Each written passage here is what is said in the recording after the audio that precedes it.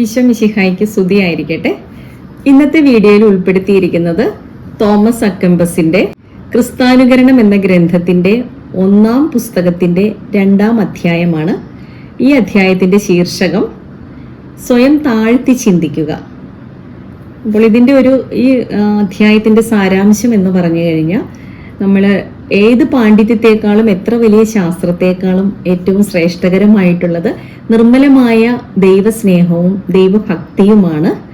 എല്ലാത്തിലും ഉപരി നമ്മൾ കൂടുതൽ പാണ്ഡിത്യവും കൂടുതൽ അറിവും ഉണ്ടാകുന്നതിനനുസരിച്ച് എങ്ങനെയാണ് നമ്മൾ എളിമയിൽ വ്യാപരിച്ചുകൊണ്ട് ദൈവത്തിന് പ്രീതികരമായി ജീവിക്കേണ്ടത് എന്ന ഒരു സാരാംശമാണ് ഈ അധ്യായത്തിന്റെ ഉള്ളടക്കം.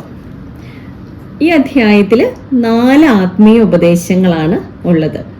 അതിൽ 1-ാമത്തെ ആത്മീയ ഉപദേശം, ഏവരും അറിവ് സമ്പാദിക്കുവാൻ ആഗ്രഹിക്കുന്നുണ്ട്, എന്നാൽ ദൈവഭയം കൂടാതെയുള്ള അറിവ് കൊണ്ട് എന്ത് പ്രയോജനം? തൻ കാര്യം തള്ളിക്കൊണ്ട് ആകാശമണ്ഡലത്തിന്റെ ഗതി നിരീക്ഷണം ചെയ്യുന്ന ശാസ്ത്രജ്ഞനേക്കാൾ കൂടുതൽ നല്ലത് ദൈവത്തെ സ്നേഹിക്കുന്ന പാവപ്പെട്ട കൃഷിവേലനാണ്. തന്നെ നന്നായി അറിയുന്നവൻ തന്റെ ദൃഷ്ടിയിൽ ഏറ്റവും ഹീനനും മറ്റുള്ളവരാൽ പ്രശംസിക്കപ്പെടുന്നതിൽ ആനന്ദം കണ്ടെത്താത്തവനും അത്രേ. ലോകത്തിലുള്ള സർവവും ഞാൻ അറിഞ്ഞാലും സർവേശ സ്നേഹമില്ലെങ്കിൽ എന്റെ പ്രവൃത്തികൾക്കനുസൃതം എന്നെ വിധിക്കുന്ന ദൈവത്തിന്റെ മുമ്പിൽ എനിക്ക് എന്ത് പ്രയോജനം? ഇത്രയുമാണ് 1-ാമത്തെ ആത്മീയ ഉപദേശത്തിൽ ഉൾപ്പെടുത്തിയിരിക്കുന്നത്. നമുക്ക് ഇതിനകത്ത് മനസ്സിലാകുന്ന ഒരു സാരാംശം എന്ന് പറഞ്ഞു കഴിഞ്ഞാൽ, നമ്മുടെ ആത്മരക്ഷയെ മറന്നുകൊണ്ട് നമ്മൾ എത്ര വലിയ ഗവേഷണങ്ങളോ നിരീക്ഷണങ്ങളോ എന്ത് നടത്തിയാലും അതൊന്നും ഒട്ടും തന്നെ ശ്രേഷ്ഠകരമല്ല. ദൈവത്തെ സ്നേഹിക്കുന്ന നിഷ്കളങ്കനായ കൃഷിവേലന്റെ ആ വിശ്വാസവും ദൈവസ്നേഹവുമാണ് തൻ്റെ ആത്മാവിനെ വിസ്മരിച്ചുകൊണ്ട് ഇതിൻ്റെ ഗതി നിരീക്ഷണം ചെയ്യുന്ന ശാസ്ത്രജ്ഞനേക്കാളും ഉത്തമമായിട്ടുള്ളത്.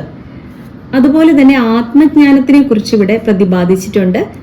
അതായത് തന്നെ നന്നായിട്ട് അറിയുന്നവൻ തൻ്റെ ദൃഷ്ടിയിൽ ഏറ്റവും ഹീനനാണെന്ന് ഇവിടെ പ്രതിപാദിച്ചിട്ടുണ്ട്. അപ്പോൾ അത് നമ്മളെക്കുറിച്ചുള്ള ശരിയായ അറിവ്, അത് ശരിയായ ബോധ്യമായിരിക്കണം.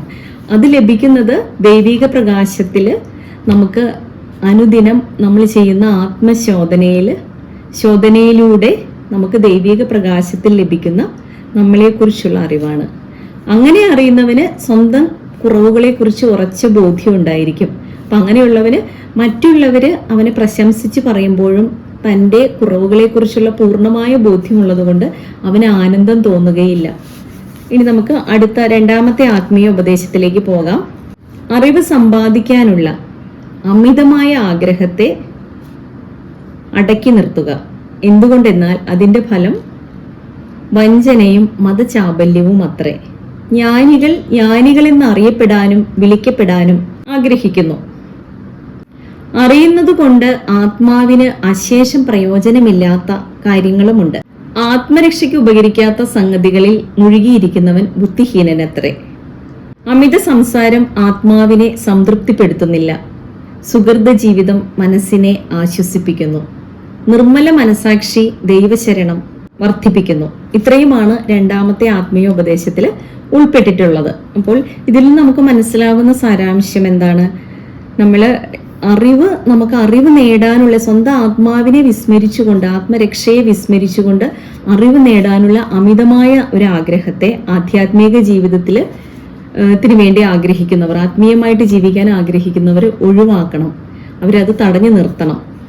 അപ്പോൾ അങ്ങനെ ചെയ്യുന്നില്ലെങ്കിൽ എന്താ സംഭവിക്കുന്നത്? നമ്മൾ ഒരുപാട് ഇപ്പോൾ സൂര്യന് താഴെയുള്ള എല്ലാ കാര്യങ്ങളെയും കുറിച്ച് നമുക്ക് അറിവ് നേടണം എന്നുള്ളൊരു അഭിനിവേശം ഉണ്ടാകുമ്പോൾ നമുക്ക് എന്ത് പറ്റും? നമുക്ക് ജ്ഞാനം, ഒരുപാട് ലോകത്തിലുള്ള എല്ലാ കാര്യങ്ങളെയും കുറിച്ചുള്ള ജ്ഞാനം എനിക്കുണ്ട് എന്നുള്ള ഒരു വ്യർത്ഥ അഭിമാനം ഉണ്ടാവുകയും അത് നമ്മളെ അഹങ്കാരികളാക്കുകയും ചെയ്യുന്നു. അപ്പോൾ പിന്നീട് നമ്മൾ ആത്മരക്ഷയ്ക്ക് ഉപകരിക്കാത്ത കാര്യങ്ങളിൽ മുഴുകിയിരിക്കുന്നവരായി തീരും. അപ്പോൾ അതൊരു ആത്മീയമായ അപകടമാണ്. അത് ഒഴിവാക്കണമെന്ന് ഇവിടെ പറഞ്ഞിരിക്കുന്നു. കൂടാതെ നമ്മൾ അമിതമായിട്ട് സംസാരിക്കുന്നതും വളരെയധികം നമ്മുടെ ആത്മീയ ജീവിതത്തിന് ദോഷം ചെയ്യും എന്ന് പ്രതിപാദിച്ചിരിക്കുന്നു. നമ്മൾ കൂടുതലായിട്ട് സംസാരിക്കുമ്പോൾ നമുക്ക് തന്നെ ഒരു അവസാനം തോന്നുന്നത് ഒരു ആത്മഭാരമായിരിക്കും. പലതും പറയാൻ പാടില്ലാത്ത കാര്യങ്ങളായിരിക്കും.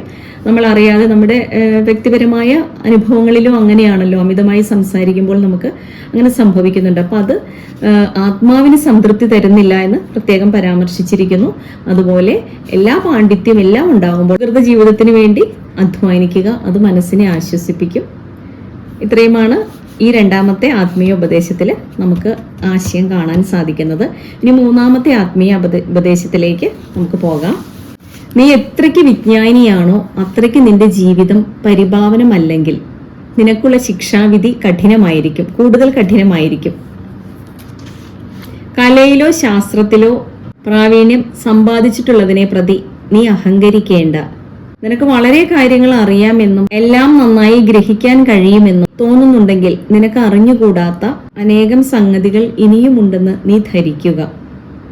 നിനക്ക് വലിയ പാണ്ഡിത്യമുണ്ടെന്ന് ഭാവിക്കരുത്. നിന്റെ അജ്ഞത സമ്മതിച്ച് പറയുക. നിന്നേക്കാൾ വിജ്ഞരും നിയമശാസ്ത്ര പടുക്കളും ധാരാളമുള്ളപ്പോൾ നീ അന്യരേക്കാൾ കേമനാണെന്ന് എന്തിനു നടിക്കുന്നു? പ്രയോജനകരമായവ അറിയുവാനും പഠിക്കുവാനും നീ ആഗ്രഹിക്കുന്നുവെങ്കിൽ അറിയപ്പെടാതിരിക്കാൻ നീ ആശിക്കുക. ശൂന്യമായി പരിഗണിക്കപ്പെടുവാൻ നീ ഇച്ഛിക്കുക. അപ്പോൾ ഇത്രയുമാണ് മൂന്നാമത്തെ ആത്മീയ ഉപദേശം. അപ്പോൾ അതിൽ നിന്ന് നമുക്ക് മനസ്സിലാക്കുന്നത്, കൂടുതൽ അറിവും പാണ്ഡിത്യവും നേടുന്നതിനനുസരിച്ച് നമ്മുടെ ജീവിതത്തെ കൂടുതൽ പരിഭാവനമാക്കണം. അത് നമ്മുടെ സുഹൃത ജീവിതം നിമിത്തമാണ്. അപ്പോൾ ആ സുഹൃത ജീവിതത്തിനുള്ള തൃഷ്ണയാണ് നമുക്ക് നമ്മളുടെ അറിവും കൊണ്ടും പാണ്ഡിത്യത്വം കൊണ്ടും നമ്മൾ പ്രഥമമായിട്ട് സമ്പാദിക്കേണ്ടത്.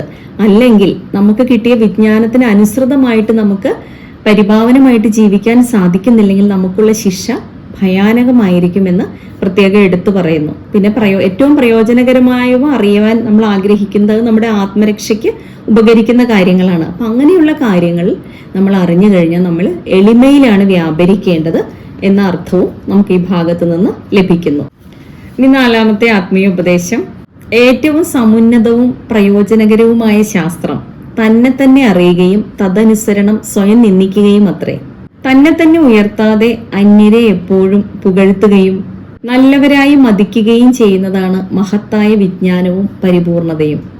അന്യർ പരസ്യമായി പാപം ചെയ്യുന്നതോ ഭയങ്കര തിന്മ പ്രവർത്തിക്കുകയോ ചെയ്യുന്നത് നീ കാണുകയാണെങ്കിൽ കൂടി നീ അവനേക്കാൾ നല്ലവനാണെന്ന് കരുതേണ്ട. നീ എത്രനാൾ അവനേക്കാൾ നല്ലവനായി നിലകൊള്ളുമെന്ന് നിനക്ക് അറിഞ്ഞുകൂടല്ലോ. നമ്മളെല്ലാവരും ബലഹീനരാണ്. എന്നാൽ നിന്നേക്കാൾ ബലഹീനനായി വേറൊരുവനില്ലെന്ന് നീ ഓർക്കണം. ഇതാണ് നാലാമത്തെ ആത്മീയ ഉപദേശം. ഇതിനകത്ത് പറയുന്നത്, നമ്മൾ ഏറ്റവും സമുന്നതവും പ്രയോജനകരവുമായ ശാസ്ത്രം തന്നെ തന്നെ അറിയുകയും അതിനനുസരിച്ച് സ്വയം നിന്ദിക്കുകയുമാണെന്നാണ് പറയുന്നത്. അപ്പൊ സ്വാഭാവികമായിട്ട് നമുക്കൊരു ചോദ്യം ഉണ്ടാകും, സ്വയം നിന്ദിക്കുക എന്ന് പറഞ്ഞു കഴിഞ്ഞാൽ നമ്മൾ സെൽഫ് എസ്റ്റീം ഇല്ലാതെ ജീവിക്കുകയാണോ എന്ന്. നമുക്ക് സെൽഫ് എസ്റ്റീം വേണമല്ലോ. നമ്മൾ സ്വയം നിന്ദിച്ചുകൊണ്ടിരുന്നു കഴിഞ്ഞാൽ സെൽഫ് എസ്റ്റീം ഇല്ലാതെ. അപ്പൊ ഇവിടെ അങ്ങനെയല്ല ഉദ്ദേശിച്ചിരിക്കുന്നത്. നമുക്ക് സെൽഫ് എസ്റ്റീം വേണം. അത് നമ്മുടെ നന്മകളെ കുറിച്ചുള്ള ഒരു ബോധ്യമാണ്, അഹങ്കാരമല്ല. നന്മകളെ കുറിച്ചുള്ള നമുക്ക് തിരിച്ചറിവും നമുക്കുള്ള ബോധ്യവുമാണ്. അതേസമയം നമ്മുടെ തിന്മകളെ കുറിച്ച് നാം സ്വയം നിന്ദിക്കണം. അത് നമുക്ക് സുഹൃത ജീവിതത്തിനുള്ള തൃഷ്ണ നമ്മിൽ അങ്കുരിപ്പിക്കും. അപ്പോൾ അങ്ങനെ നമ്മൾ ഇപ്പൊ മറ്റൊരാൾ പാപം ചെയ്യുന്നത് നമ്മൾ കാണുകയാണെങ്കിൽ ഞാൻ അവനേക്കാൾ നല്ലവനാണ്, അവൻ വളരെ പാപിയാണ്, അങ്ങനെ നമ്മൾ അവനെ വിധിക്കാൻ പോകാതെ നമ്മൾ അവൻ തന്നെ കൂടുതൽ നല്ലവൻ, ഞാൻ എത്ര നാളിങ്ങനെ നല്ലവനായി ജീവിക്കുമെന്ന് എനിക്ക് അറിയില്ലല്ലോ. അപ്പോൾ ദൈവത്തിന്റെ കൃപാവരത്താലും ദൈവ ആശ്രയത്തിലുമാണ് നമ്മൾ പാപം ചെയ്യാതിരിക്കുന്നത് എന്ന ബോധ്യത്തിൽ നമ്മൾ എളിമയോടുകൂടി വർത്തിച്ചുകൊണ്ട് നമ്മുടെ കുറവുകളെ കുറിച്ച് സ്വയം നിന്ദിച്ച് നമ്മൾ സുഹൃത ജീവിതത്തിന് വേണ്ടി അധ്വാനിക്കണം എന്ന ഒരു മീനിങ് ആണ് ഇവിടെ നമുക്ക് ലഭിക്കുന്നത്. ഇനി ഇതിനകത്ത് ഇപ്പോൾ 4 ആത്മീയ ഉപദേശങ്ങൾ കഴിഞ്ഞു. ഇനി ഒരു വിചിന്തനവും, കഴിഞ്ഞ അധ്യായത്തിൽ പറഞ്ഞതുപോലെ തന്നെ ഒരു വിചിന്തനവും അതുപോലെ തന്നെ ഒരു പ്രാർത്ഥനയും അനുസ്മരണ വിഷയവും അഭ്യാസവുമാണ് ഉള്ളത്. വിചിന്തനം: മനുഷ്യന്റെ ചിന്തകൾ വ്യർത്ഥവും മായയുമാണെന്നത്രേ വിശുദ്ധ ഗ്രന്ഥം പറയുന്നത്. തന്നെ തന്നെ മറന്നും പരിത്യജിച്ചും ദൈവത്തെ കൂടുതൽ അറിഞ്ഞ് സ്നേഹിക്കുകയാണ് വേണ്ടത്. ദൈവം പഠിപ്പിക്കുന്നതെല്ലാം യാതൊരു സംശയവും കൂടാതെ പാവപ്പെട്ടവന്റെ സജീവ വിശ്വാസം എല്ലാ ശാസ്ത്രത്തെക്കാളും അമൂല്യമാണ്. വിശ്വാസമില്ലാത്തവന്റെ ശാസ്ത്രം അഹങ്കരിക്കുകയേ ഉള്ളൂ. അവന്റെ ഹൃദയം ശുഷ്കമാകും. രക്ഷയ്ക്ക് അത് തെല്ലും ഉപകരിക്കുകയില്ല. പ്രാർത്ഥിക്കാം. ഓ ഈശോയെ, രക്ഷയ്ക്ക് ഒന്നും ചെയ്യാതെ വിജ്ഞാനം നേടുവാനുള്ള എൻ്റെ അഭിനിവേശത്തെ അങ്ങ് നിയന്ത്രിക്കണമേ.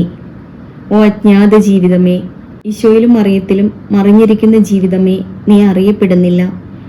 കർത്താവെ, എല്ലാ ക്രിസ്ത്യാനികളും ആ ജീവിതം അറിഞ്ഞ് പ്രാവർത്തികമാക്കുവാൻ അനുഗ്രഹിക്കണമേ.